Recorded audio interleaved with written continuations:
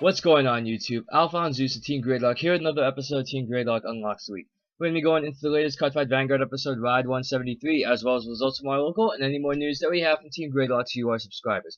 So let's get right into it. Ride 173. Spoiler alert, if you haven't seen the episode yet, please pause and close the video, go watch that episode, then come back right here so we can discuss about it. Of course, if you don't want to do that, please click on the link in the description down below to get right to the results of our local. So, Ride 173, we get to see the battles between Misaki and Rati starting off, and of course in Ride 174 we get to see Kamui face off against Sarah. Both of them in their prisons of the forest and ice. Now, seeing the episode with Rati and Misaki, it seems like, alright, Misaki has to lose this, because of course everybody that's a Maid of Aichi would lose to any one of the Quattro Knights, because of course it's just beginning of the season, but at least it made for an interesting battle, because now you get to see Genesis from Misaki going up against the witches of Shadow Paladin, piloted by Rati. And throughout the fight, it seemed that it was pretty standard, you know, ride, attack, whatever. And so far, when we get to actually the damage dealing parts, we get to see Misaki at 3 and Rati at 2. Now, of course, by the time that they Legion, and the Legions for both of these clans is really good, because now we're starting to get to see more Glory Maelstrom skills in other clans, and sometimes it can fit a bit more of that theme according to such as hand restriction and a bit more mental rather than just straight up beatdown. So as we get to see, when Misaki goes for the freaking CEO Yggdrasil and activating Legion, that's pretty silly because you soul blast amount of cards. I think it's at least 4 or 5.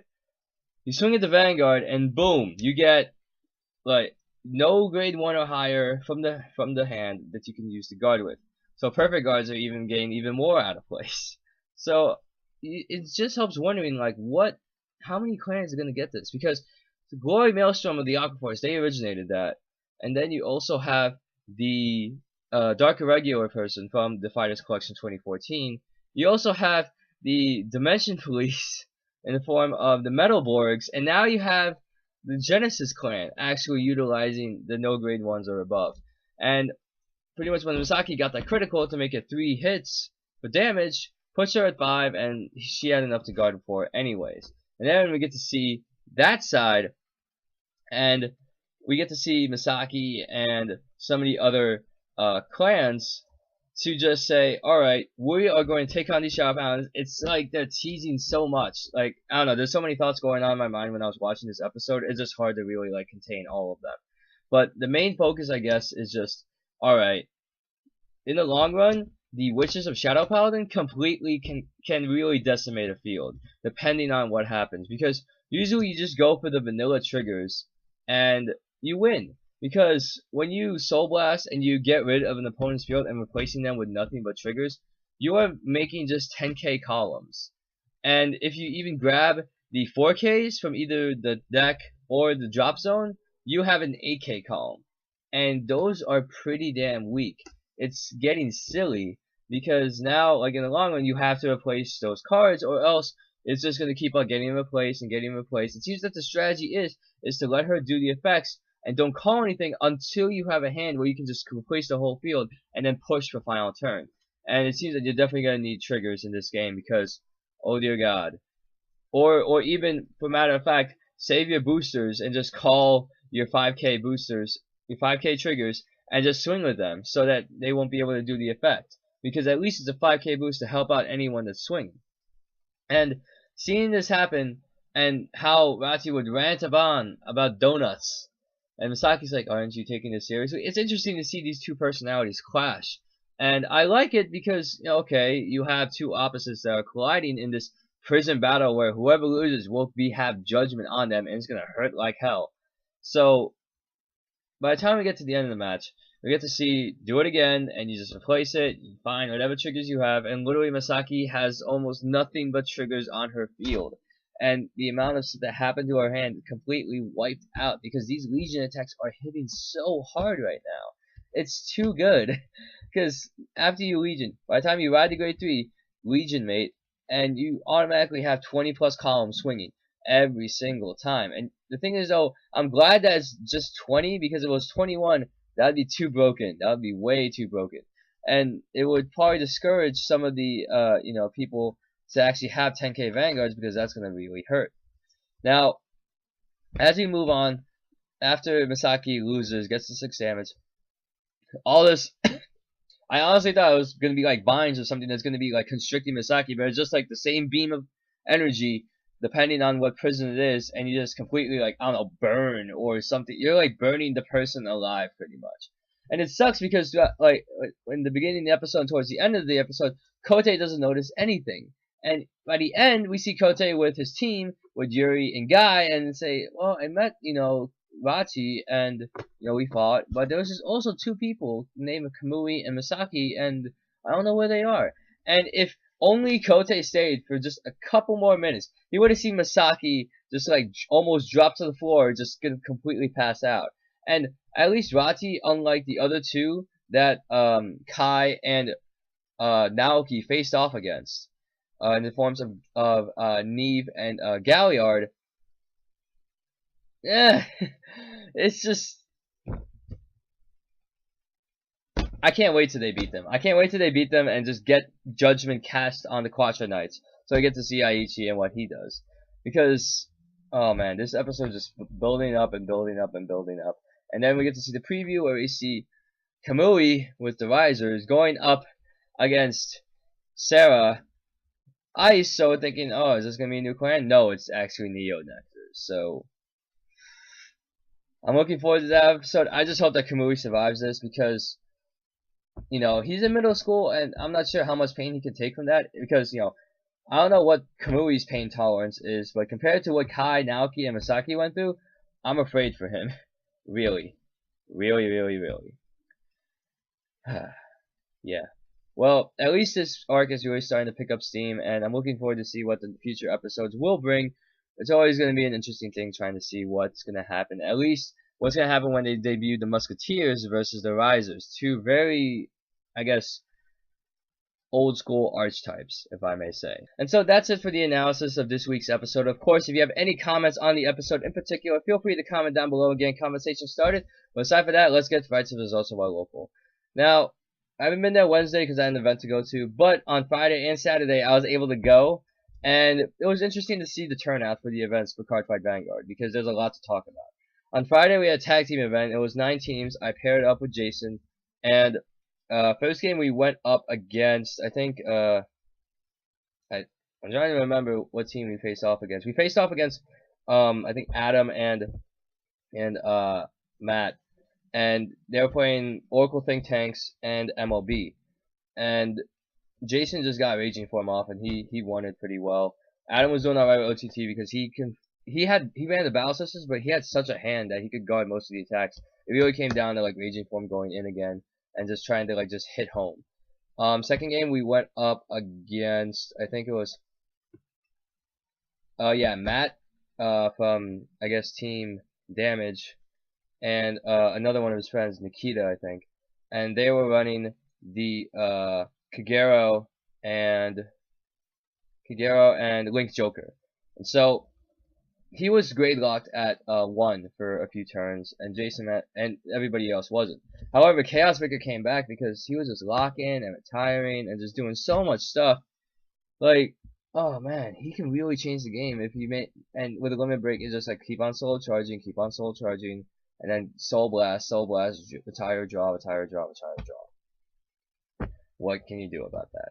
So besides that, after that we faced off against, I think it was Ian and another team.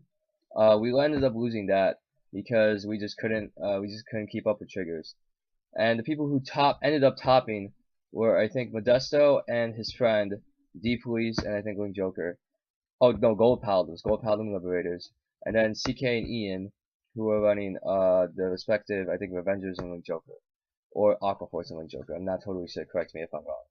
And so 9 teams. That's the biggest turnout we had in at least a month or so. So it was great to see a lot of people come out for the tag team tournament.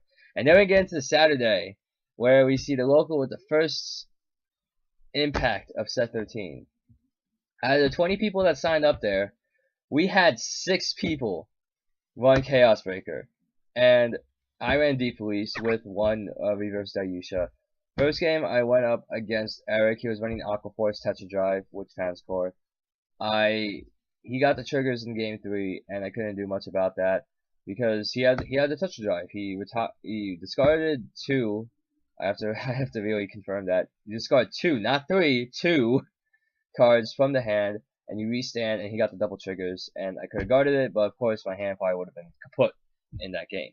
So by the time we go on to the next battle, I went up against Neri.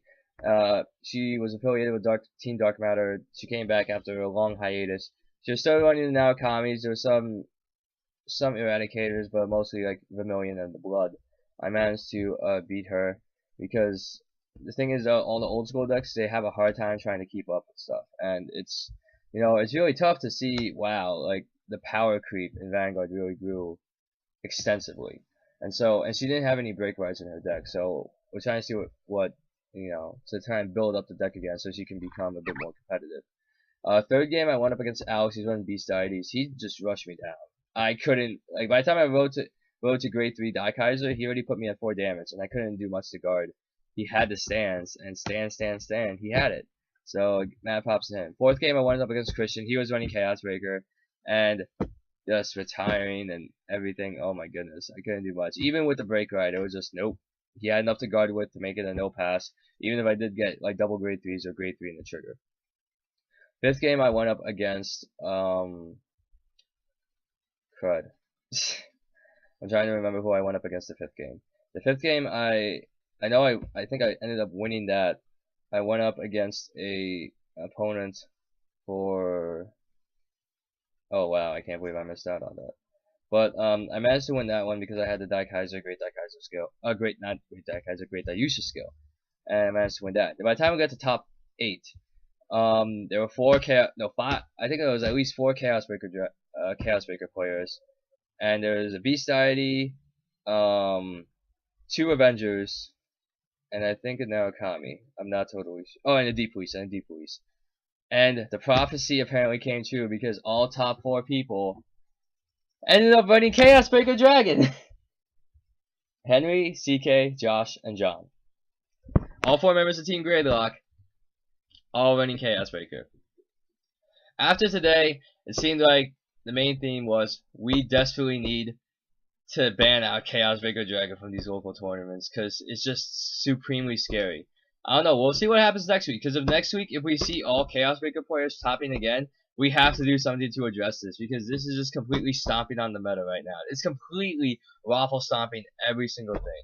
And of course, thankfully, in Fridays in the tag team tournament, you cannot run 2 clans, both players cannot be running the same clan, or else if we see double Chaos Breaker Dragon players, I'm gonna be so mad. So mad. And yeah, that's pretty much ended up what happened there. I know that the next thing that's gonna happen is the sneak peek for Yu-Gi-Oh! Primal Origin. I bought 2 sneak peek packs. I actually finally won my first Primal Origin mat. I still have to pick it up from the store because of course today is Mother's Day.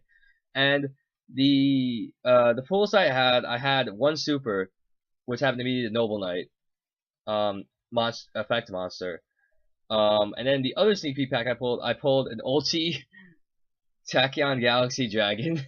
See, I keep getting ultis of all the rank up cards.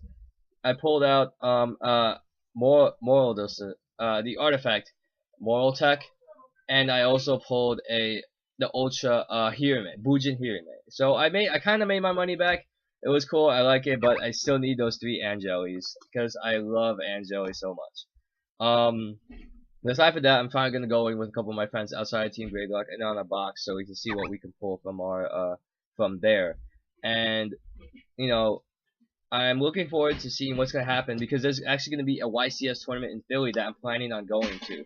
I know there's a couple of my friends from William Patterson that are actually going, and I'm trying to hitch a ride with them for carpooling to really get on that pathway because I want to go to my second YCS. I want to play more competitive Yu-Gi-Oh, especially what happened with Chaos Breaker Dragon just completely stomping on everybody else. And even with triggers, dear God, that draw power is just silly. Aside from that, there was a Buddyfight tournament that took place. I ended up just running the flash decks, combined the Dragon World 2 flash decks together. I ended up going 1 and 2. First game I went up against Arturo. He was running Magic World. I just managed to get the beatdown in on him because I had the 3 damage and had my weapon Dino Brave. Second game I went up against Ian. He was running Dragon World. I ended up losing because I messed up on game 1 because I forgot to call Final Phase and put in Reckless Anger, and then he beat me, and then beat me in game 3 because I messed up and I couldn't get to the 4th damage in time. The fourth, how do I say? The 4th. I'm trying to remember the 4th gauge to do Reckless Anger, and then third game I was against Adam. He had the control. Danger World was just too good because he destroyed my weapon both games, and second game he beat me because I lost rock paper scissors, so that was funny. But of course it was a flash deck. I'm glad I actually made it kind of far, even though I had to rush people down before they can do anything. Aside from that, I don't know. I still love Buddyfight. I want to really play Buddyfight more, but Dungeon World is going to be my main world when it comes out, so I'll be super happy about that. At least I ran Danger World, I think, in the Buddyfight tournament previously. Ended up going 1 and 2. Dragon World, ended up going 1 and 2, and I guess I'll try out Katana World if I can borrow Arturo's deck, just to see how that plays out, so I can at least have a feel for every single deck that's out in the format so far. And then for the news for the upcoming week, I know that we have some casual series matches prepared for you. I know that I apologize in advance. I didn't realize, or I didn't really process the fact that we can use proxy decks in the casual series. So one of the matches between Aquaforce and Gray and Blue, the proxy deck, there is a couple proxies in the Aquaforce deck, so don't worry. After this week's set of casual series, I will make sure that everything is off the table, that no proxies are allowed in any deck, so that it will be a legit card fight game, and it's not like, you know, stuff will happen. So I apologize for that. I'll make sure that I make the edit. I'll even put it in the description as well. We had some pretty funny matches, so we'll see what happens from there. And then we're gonna see what we can do about more content. I know that I want to do some deck profiles this week. Hopefully, if I meet up with Arturo this Wednesday, I want to do a deck profile on his Great Nature deck that ended up topping at the New York Team League 2014 regional in the form of Great Nature when he was part of Team Gradelock, the Soul Invader team that actually made it to top 8. Whether you want to call it, yeah, it's like luck, rolls, and stuff like that. But of course, aside from all of that, we're hoping to put up more content. We're really hoping to promote a bit more. I know that there are some plans for Team Gradelock to actually make a trip over to the Ohio regional, so I'm looking forward to see what results will come from there. I'm not sure if I can go there myself, but I know that at least Henry, Josh, CK are going. I think Arturo can go as well. And we'll see what happens. I'm really looking forward to see what happens in Ohio and really getting our name out there as Team Gradelock. Now, aside from that, that's it for the episode of Team Gradelock Unlocks week. Stay tuned for the first casual series match to be uploaded tomorrow, and the rest of the videos to be uploaded later this week. That is all for me. My name is AlphonZeus. I hope that you enjoyed this week's episode of Team Gradelock Unlocks week, and I will see you all next time, guys. Take care.